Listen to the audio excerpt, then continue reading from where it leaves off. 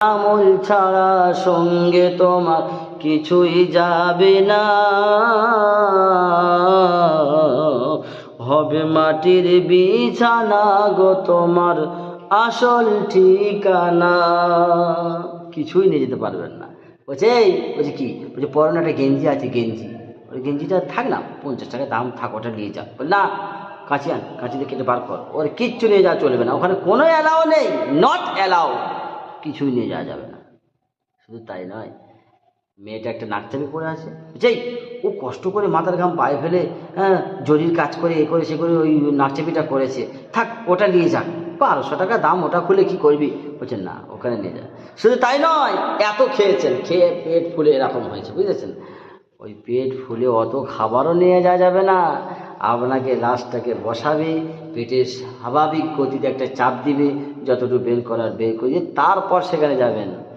যতই আগ্রান, বলার উদ্দেশ্য হচ্ছে এই, আপনি যে ওর জমিটা দখল করে নিয়েছেন, ছোটো ভাইকে ফাঁকি দিয়েছেন, বোনটাকে ফাঁকি দিয়েছেন, পরের ও জমি আত্মসাৎ করে দিয়েছেন, জমি বর্গা করেছেন। আমার উদ্দেশ্য হচ্ছে বলার এটাই, আপনি দখল করেছেন, কবরে শুয়ে পড়বেন, মনে রাখবেন শোয়ার আগে কিন্তু চলে গেছে বাঁশ।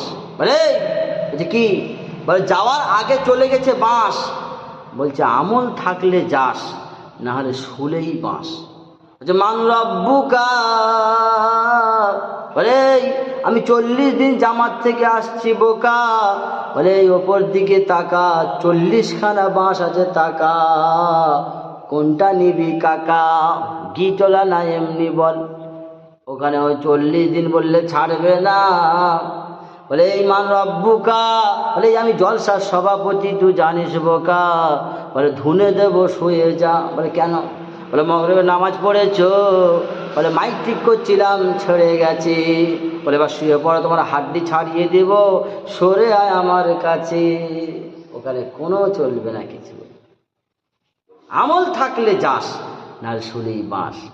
আপনি হারাম পন্থায় উপার্জন করে জমি জায়গা বর্গা ফর্গা করে নিয়ে আপনি আপনার সন্তানকে দিয়ে গেলেন, কবরে আপনি শুয়ে থাকলেন। আপনি যে এই হারাম পন্থা উপার্জন করলেন, যে গুনাহটা হলো, যে মারটা পড়বে, এই মারটা কি আপনার সন্তান ভাগ নেবে? এর মার কিন্তু আপনাকেই পড়বে, মনে রাখবেন। আপনি কেন আপনার সন্তানের জন্য মার খাবেন?